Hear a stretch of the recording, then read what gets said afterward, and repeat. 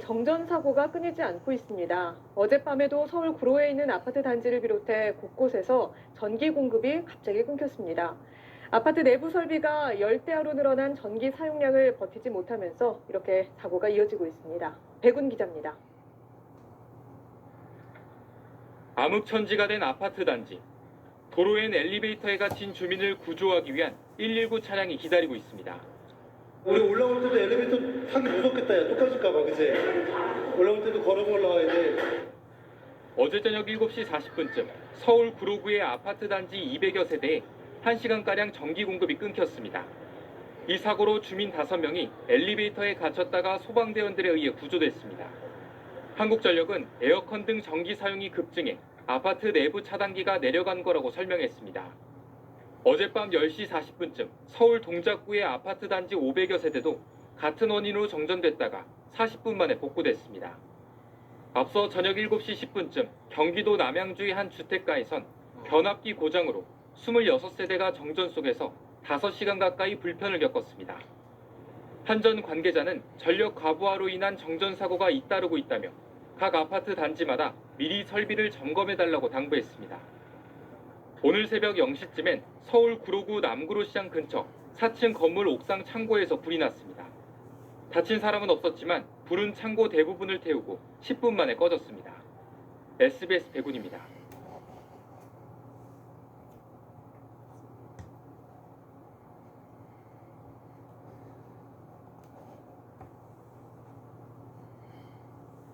찌는 듯한 폭염이 계속되면서 아파트 정전 사고가 끊이지 않고 있습니다. 전기 설비가 오래된 아파트 단지에서 정전 피해가 주로 발생하는데요. 사전 점검을 통해 예방 대책을 마련해야 한다는 지적입니다. 이계상 기자입니다. 광주시의 한 아파트 단지에서 밤 9시를 넘은 시각 30분 넘게 정전 사태가 계속됐습니다. 섭씨 30도를 웃도는 여름밤 300여 가구 주민들이 찜통 더위에 시달렸습니다. 한전이 긴급 출동해 아파트 단지 내 전기 공급을 복구했습니다. 세대마다 전기 쓰는 양이 다르잖아요. 어느 한쪽이 많거나 어느 한쪽이 적으면은 불평형이잖아요. 그것 때문에 동작하지 않았을까라고도 판단이 돼요. 계속되는 폭염으로 냉방기기 사용량이 폭증하면서 이번 달 광주 전남 지역에서 12건의 아파트 정전 사고가 발생했습니다. 한전은 긴급 점검반을 꾸려 공동주택 전기시설 점검에 나섰습니다. 낡아서 제 기능을 못하거나 용량이 달리는 설비가 여름철 전력 수요를 감당하지 못하면 정전으로 이어질 가능성이 높습니다. 한전은 15년 이상 된 아파트를 대상으로 전기 설비 교체 비용의 일부를 지원하고 있습니다. 변압기 자재 비용의 50% 정도를 지원하고 있는데요. 1kW당 16,000원 정도를 저희가 지원을 하고 있습니다. 지난주 한 자릿수까지 떨어졌던 전력 예비율은 본격적인 휴가가 시작되면서 두 자릿수를 회복해 다소 여유가 있는 편입니다. 하지만 전력 사용 쏠림 현상으로 인한 노후 아파트 정전 사태는 때와 장소를 가리지 않고 도사리고 있습니다. MBC 뉴스 이계상입니다.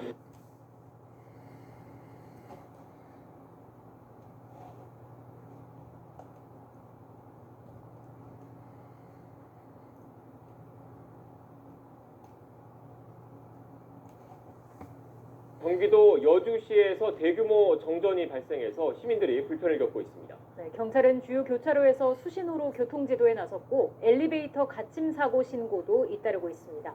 취재기자 연결하겠습니다. 박기환 기자.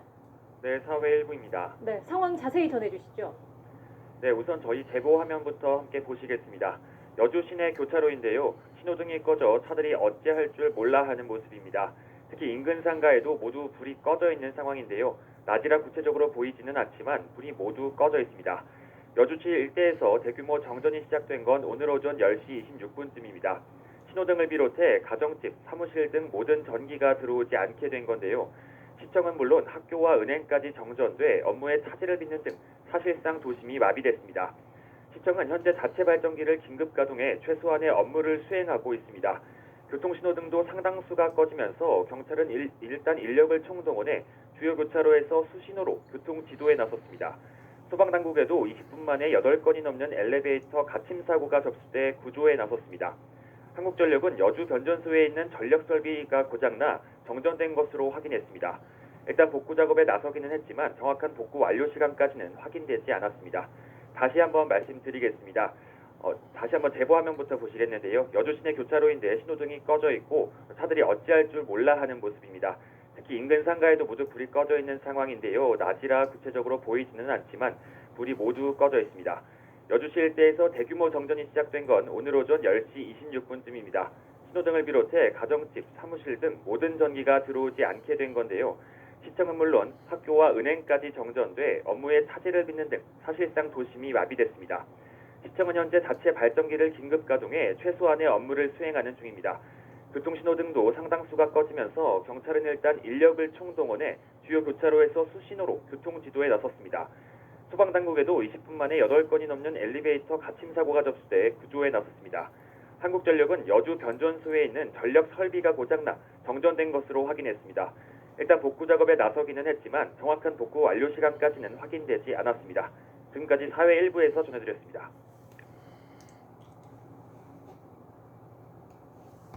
오늘 경기 여주시에서는 대규모 정전 사태가 일어났습니다. 엘리베이터에 많은 시민들이 갇혔고 코로나 백신을 보관하는 병원에도 비상이 걸렸습니다. 김호영 기자입니다. 관상용 물고기를 파는 상점. 주인이 뜰 채로 물고기를 건져 올립니다. 아직 살아있어 물속에 넣어보지만 균형을 잃고 힘없이 헤엄치다 바닥에 가라앉아 버립니다.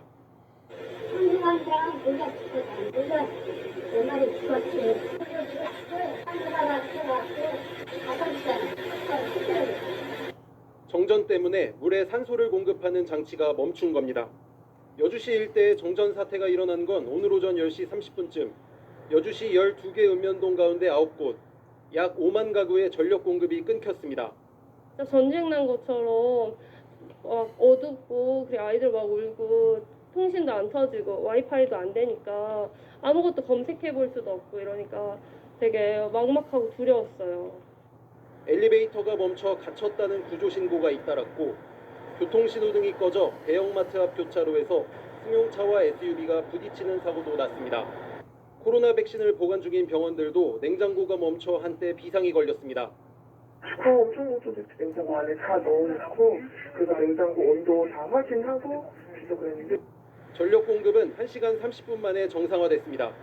한국전력은 여주 변전소 개폐 장치에 문제가 생긴 걸로 보인다며 사고 원인과 피해 실태를 조사하겠다고 밝혔습니다. 채널A 뉴스 김호영입니다.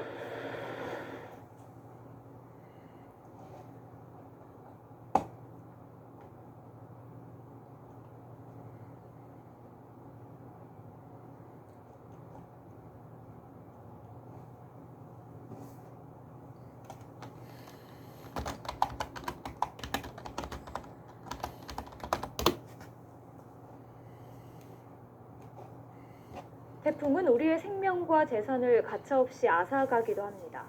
역대급 태풍이 우리나라에 어떤 피해를 남겼는지 김정호 기자가 되돌아봤습니다.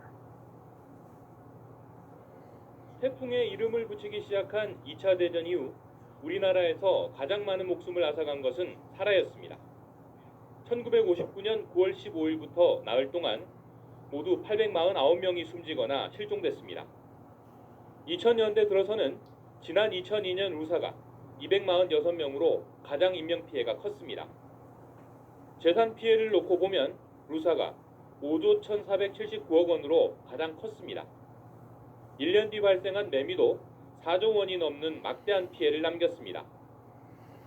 루사는 가장 많은 비를 뿌린 태풍으로도 기록됐습니다.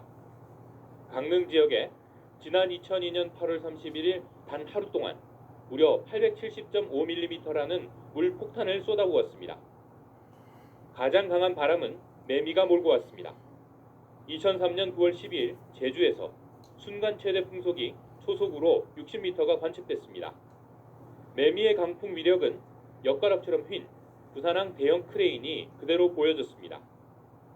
큰 상처를 남긴 이른바 역대급 태풍, 다시는 소 잃고 외양간 고치지 말라는 경고도 함께 남겼습니다.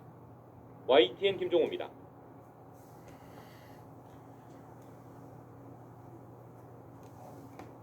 예, 북상하고 있는 19호 태풍 솔릭으로 내일부터 이미 제주도는 영향권에 들었습니다만은 본격적으로 오늘 밤 그리고 내일 전국이 태풍의 영향권에 들 전망입니다. 네, 이번 태풍은 초속 4~50m에 이르는 강풍을 동반하고 있어서 큰 피해가 우려되는데요. 전문가와 함께 태풍 진로와 전망 분석해 보겠습니다. K웨더 반기성 센터장 나오셨습니다. 네, 안녕하십니까? 안녕하십니까? 자, 먼저 태풍 솔릭에 대해서 어제도 좀 설명을 해주셨는데요. 네. 어제하고 오늘 해서 좀 달라진 게 있습니까? 어제 저녁 때 진로 예보하고 크게 달라진 건 없습니다. 예.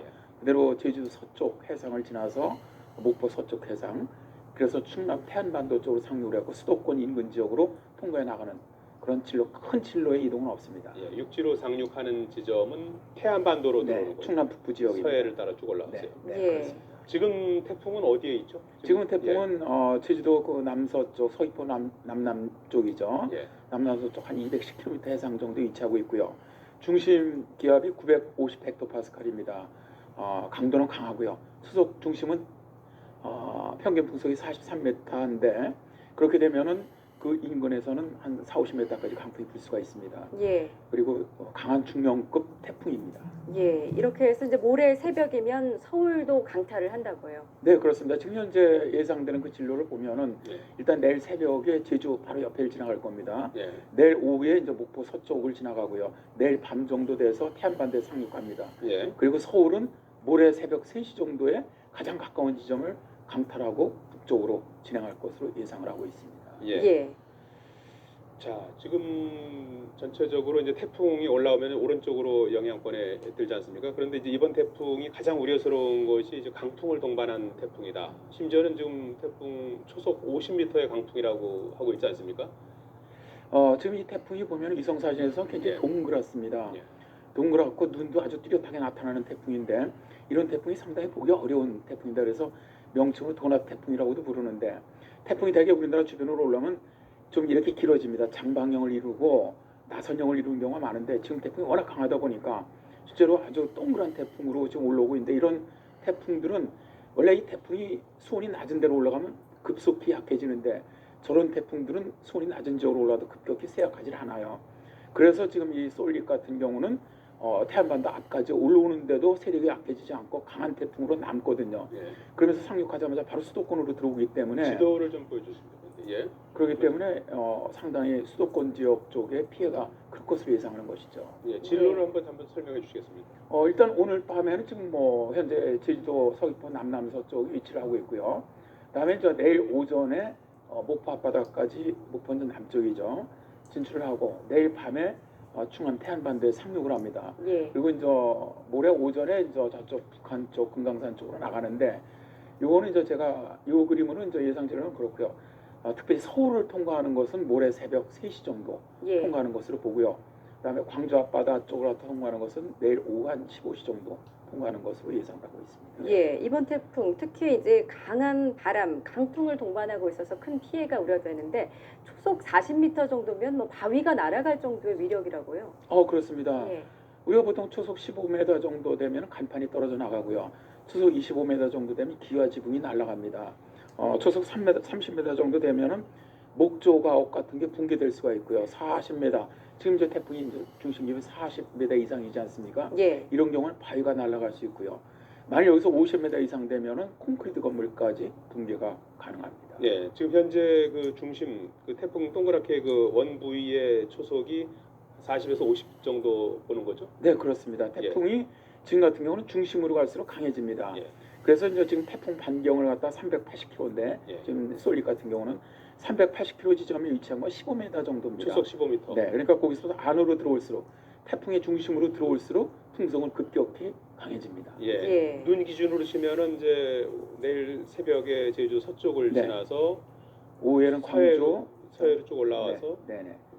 야간에 밤에 이제 충남 태안반도에 상륙을 하고 예. 서울 쪽은 모레 새벽 3시 정도에 통과해 나갈 겁니다. 예. 근데 이 솔릭의 진로가 여전히 좀 유동적인 거죠. 현재로 봐서는 예. 다른 영향이 없다면은 이제는 거의 그대로 올라올 거로 봐요. 예. 근데 지금 이제 문제는 20호 태풍이 있습니다. 일본 쪽으로 지금 북상하고 있는 이게 일본 오사카 서쪽으로 상륙을 하는데 이 태풍이 굉장히 빨리 지금 이동을 하고 있습니다. 강한 대형 태풍인데 이쪽 쏠릭은 저 강한 중형 태풍이고요. 그런데 태풍이 이렇게 가까이 붙게 되면 1000km 들어오면 서로 간섭하는 효과가 있습니다. 이게 후저라 효과라고 우리가 얘기를 하는데 예. 가능성은 있다는 것이죠. 일단 내일 정도면은 1000km 들어오거든요. 두 태풍의 거리가. 예. 그렇게 되면은 쏠릭의 진로를 약간 더 서쪽으로 밀어낼 가능성이 있지 않느냐. 그러니까 사실은 지금 이 정도 진로로 들어오는 게 최악입니다. 저는 그렇게 보거든요. 수도권 쪽에는 아주 큰 피해를 줄 거로 보는데 예. 그거보다는 약간 더 서쪽으로 밀려나가면 피해는 좀 줄어들지 않겠나. 그러나 그건 가능성인 것이지 뭐 이게 그렇게 오겠다 이런 얘기는 아닙니다. 그런 가능성은 있습니다. 예. 태안반도로 이렇게 들어오는 순간에 중심 부근의 그 풍속 네.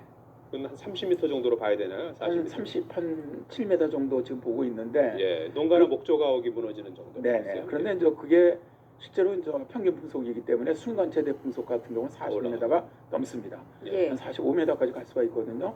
그 정도로 올라온다면 지금까지 그 수도권 쪽으로 그 서해상으로 올라 수도권에 들어왔던 태풍 중에서 한 1970년대 이후에 거의 한 50년 만에 지금 올라오는 태풍이 가장 강합니다. 예. 지금까지 수도권으로 서해상으로 올라와서 그 수도권에 들어왔던 태풍이 강한 태풍이 없었거든요. 예. 2010년에 이제 곰파스가 있었는데 곰파스 같은 경우는 지금 쏠릭보다 굉장히 약합니다.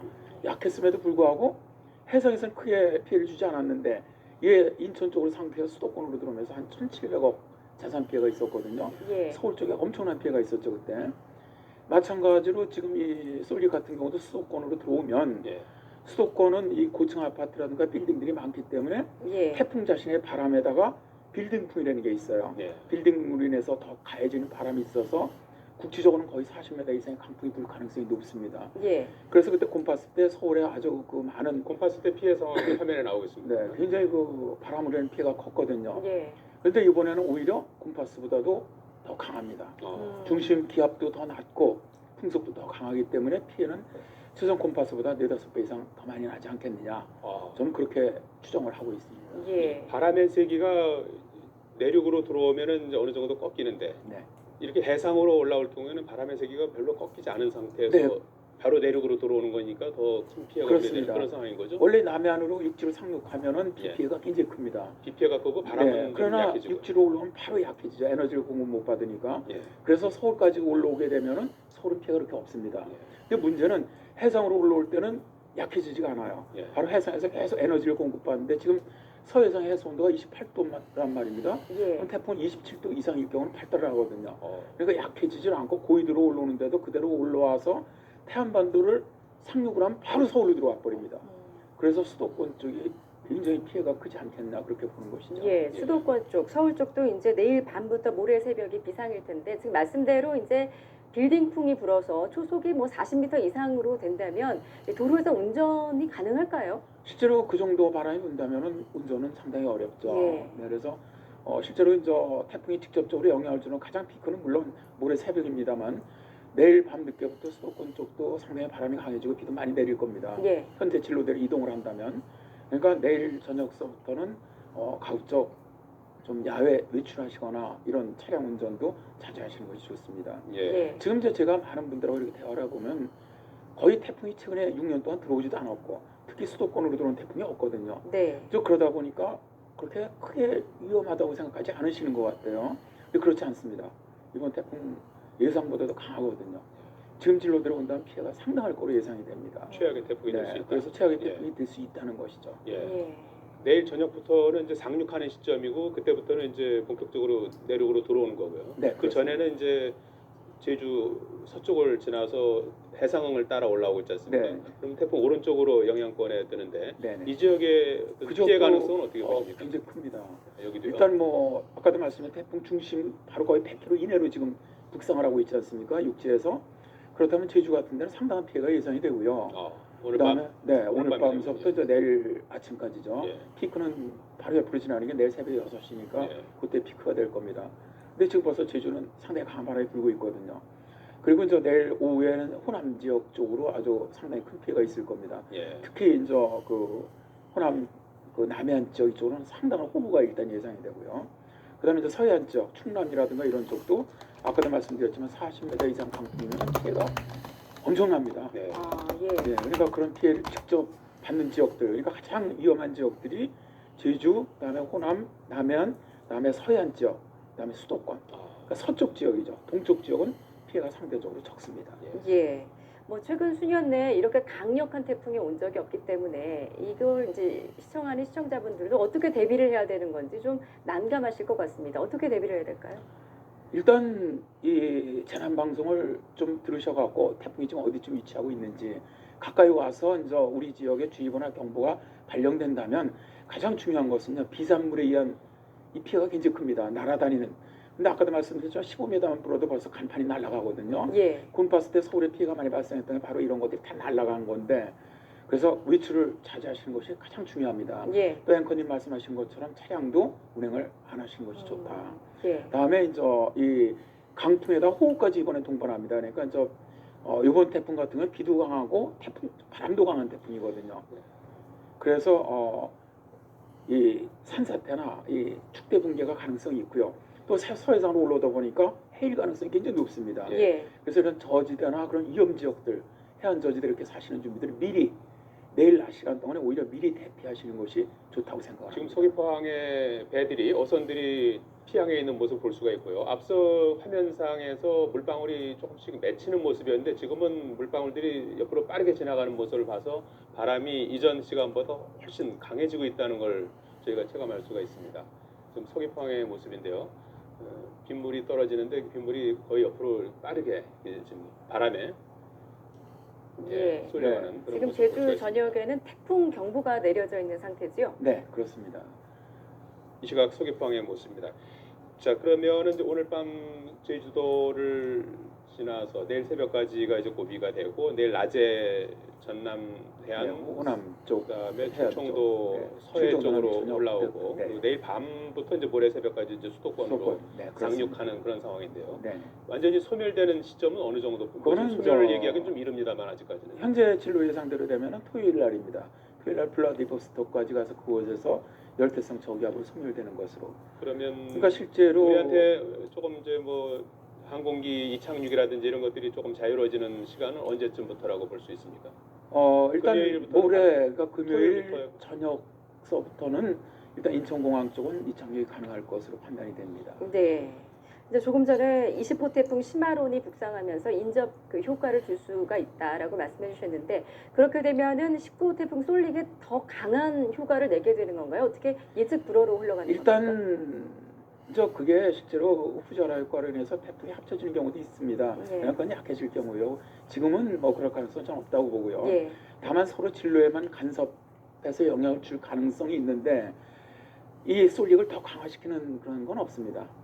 그러니까 현재 상태에서 예상한 그런 강도로 북상을 할 겁니다. 다만 이 태풍을 희망적이라면 약간만 더 서쪽으로 밀어준다면 피해 최악은 면할 수가 있다는 것이죠. 예. 그러니까 서울 쪽을 타고 지나가지 않고 조금 더 약간 더 서쪽으로 하지. 예를 들어서 인천 바로 앞바다로만 지나가도 예. 피해는 많이 줄어들거든요. 그러니까 그런 가능성이 있다는 것이지 뭐 그렇게 간다 이건 아닙니다. 예. 예. 자, 지금 뭐 이번 태풍 무엇보다도 이제 바람의 피해가 우려되는 그런 상황이 아니겠습니까? 네. 그러면 무엇보다 가장 중요한 것이 이제 인명 피해를 이제 최소화하는 방법일 텐데요. 어떤 좀 또 말씀을 주시겠습니까? 일단 좀 밖으로 안 다니시는 게 좋을 것 같아요. 가장 좋은 차량 거는- 운전도 좀 삼가하시고. 네, 예. 그게 가장 좋고요. 두 번째 이제 집에서는 이게 이제 바람이 강하면 압력으로 인해서 유리창이 깨지거든요. 예. 근데 그걸로 많이 다칩니다.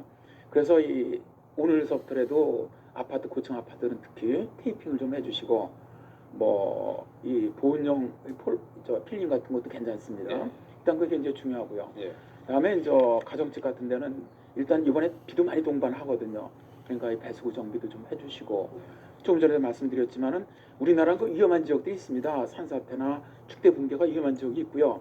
지금 바람이 굉장히 강하기 때문에 서해안 지역 저지대는 해일 피해가 분명히 있을 거로 봐요. 네. 높은 파도가 있기 네. 때문에.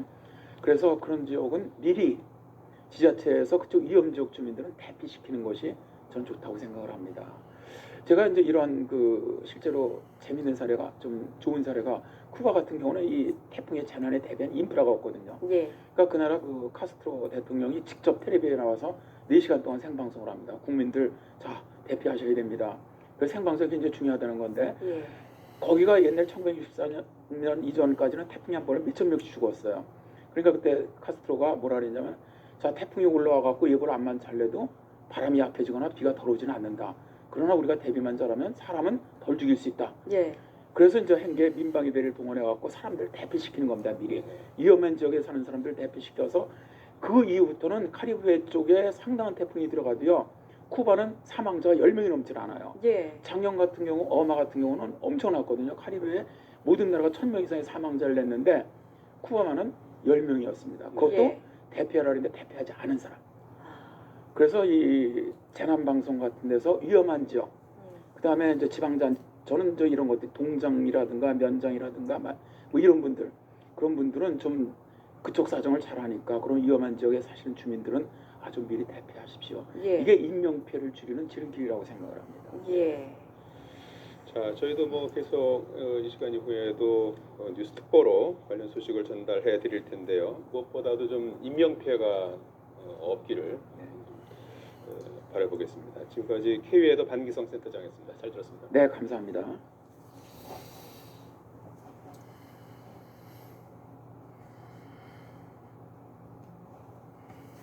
14호 태풍 찬투는 보시는 것처럼 이틀째 중국 상하이 동쪽 해상에 머물러 있습니다.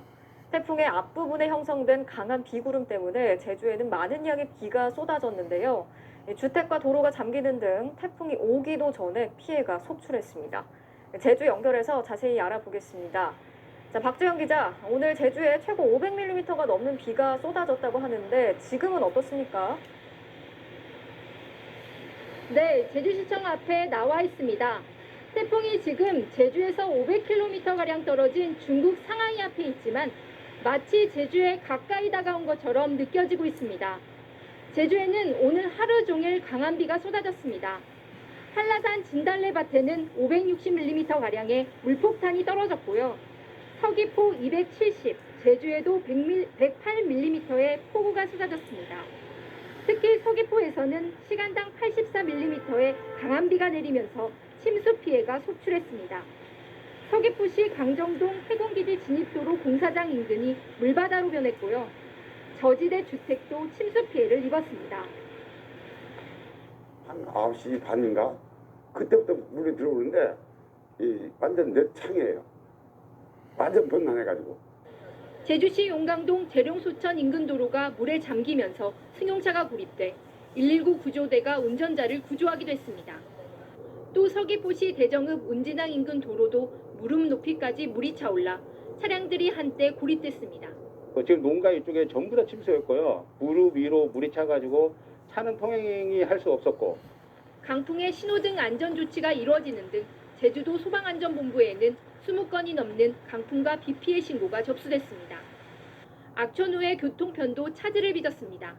제주도 전 해상에 풍랑특보가 발효되면서 제주와 다른 지역을 잇는 여객선 일부가 결항됐습니다. 제주공항에는 강풍 경보가 내려져 있지만 항공기 운항은 현재 정상적으로 이루어지고 있습니다. 태풍 찬투는 모레 목요일 오후부터 제주에 본격적인 영향을 미칠 것으로 보입니다. 비바람이 강하게 몰아칠 것으로 예고되는 만큼 피해 없도록 미리 대비하셔야겠습니다. 지금까지 제주시청 앞에서 MBC 뉴스 박주연입니다. 네, 중국에서는 최근 기록적인 폭우와 때이른 폭설에 이어 가을 태풍까지 자주 발생하고 있습니다. 전력 부족 사태 속에 기상이변까지 속출하고 있는데 기후변화의 영향이 본격화하고 있다는 분석이 나오고 있습니다. 베이징에서 강성웅 특파원입니다. 최근 기록적인 폭우가 내린 산시성은 곳곳이 물바다가 됐습니다. 기상 관측 이래 가장 강력한 가을철 폭우로 18명이 사망 또는 실종됐습니다. 3만 7천여 채의 주택이 완파 또는 반파되면서 이재민은 176만 명에 달했습니다. 我省出现了有气象记录以来最强的秋汛，受持续强降雨影响，省内37条河流发生洪水。 산시성에는 폭우와 함께 기온이 떨어지면서 때이른 첫눈까지 내렸습니다. 북부 해룽장성에서는 첫눈이 폭설로 바뀌어 제설차까지 동원돼 눈을 치웠습니다. 지난 7월 허난성에 지하철까지 잠기는 기록적 폭우가 내린 뒤에도 기상 이변은 속출하고 있습니다. 중국 전문가들은 기후 변화의 영향이 본격적으로 나타나고 있다고 분석했습니다. 未来我们全球随着气候变化的影响，我们的这个极端天气，我们的这种极端的这样自然灾害这种现象会变得越来越频发。 중국 남부 해안에는 최고 초속 40m의 강풍을 동반한 18호 태풍 콤파스가 피해를 주고 있습니다. 이번 달 들어서만 벌써 세 번째 가을 태풍이 올라오자 해당 지역 각급 학교는 모두 문을 닫았습니다. 10月份台风生成的个数会达到4个左右，但是今年10月尚未过半就已经生成了3个。 이와는 별도로 중국 중부지방은 이번 주에 초겨울 수준으로 기온이 떨어질 것으로 예보됐습니다. 전력 부족 사태가 아직 해결되지 않은 상황에서 기상 이변이 속출하자 중국에서는 겨울철 난방 부족에 대한 우려도 계속 나오고 있습니다. 베이징에서 YTN 강성웅입니다.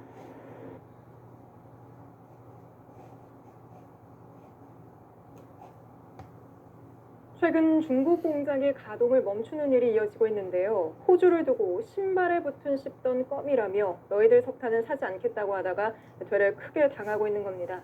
어떻게 된 일인지 월드뉴스 W 윤서령 기자가 전해드립니다. 澳大利亚，它是站在中国鞋底的口香糖，很难蹭掉。 이렇게 원색적으로 비난했지만 이제 호주에 납작 엎드려야 할 처지가 됐습니다. 시계를 3년 전으로 돌려보겠습니다. 트럼프 대통령이 중국 때리기에 나서자 호주는 가장 먼저 반중 전선에 올라탔습니다. 화웨이를 5세대 이동통신망 사업에서 배제하고 What's really important is that we have a proper review, an independent review which looks into the sources of these things in a transparent way. 코로나19 발원지에 대한 국제조사를 요구하고 나서기도 했습니다. 중국은 가만히 있지 않았습니다. Australia used to be one of China's favorite countries. Now it is China's favorite punching bag. What happened? 호주산 쇠고기, 바닷가재 수입을 중단하고 와인은 무려 218% 관세를. 국영에너지 기업과 제철소엔 호주산 석탄 수입 중단을 명령했습니다. 바닷가재는 생산량의 무려 91%가 중국으로 갑니다. 석탄은 두 번째로 큰 수입국입니다. 이러면 호주가 두 손 들고 항복할 줄로 알았던 거죠. 澳大利亚起过几个绰号，他们分别是纸猫，这是相对于美国这个纸老虎说的。 하지만 미처 생각지 못한 게 있었습니다. 就突然间就给停了，是吧？停到半夜11点半。 신호등에 가로등까지 모두 꺼져버린 도심. 일반 건물도 상가도 전부 전기가 끊겼습니다. 电业局电话已经打爆了，也打不通，所有的街边饭店全部停业。哎呦，大沈阳啊，怎么会发生这样的事情呢？ 공장에선 촛불을 켜놓고 작업을 합니다. 중국 발전량의 60%를 차지하는 석탄. 세계 경기 회복으로 석탄 값이 급등했고 석탄을 확보하지 못하자 전기 부족 사태가 발생한 겁니다. 시진핑 정권이 탄소 배출 감량을 위해 석탄 사용을 제한했다지만 세계 석탄 생산 1위 호주와의 판로를 스스로 끊어낸 것은 결정적 원인이었습니다. 몽골, 카자흐스탄, 남아공해까지 손을 내밀었지만 결국 1년여 만에 호주산 석탄을 다시 들여왔습니다. 중국에 있는 애플, 테슬라 공장도 피해를 입었고 글로벌 공급망에도 차질이 생기고 있습니다. 우리 기업들도 아이폰에 부품 납품하는 발주량도 차질을 빚고 글로벌 기업들 같은 경우는 전체 공급망의 병목 현상이 길어질 수밖에 없기 때문에 세계 인플레이션 압력에도 큰 작용을 할 가능성이 크잖아요. 히토류 중단, 사드 배치에 따른 한한령. 중국의 이런 보복은 자기 발등을 찍을 때가 많았습니다. 일본도 외교적인 문제를 반도체 소재에 대한 수출 규제로 풀려고 했었죠. 하지만 최근 오히려 일본 수출 기업의 피해 역시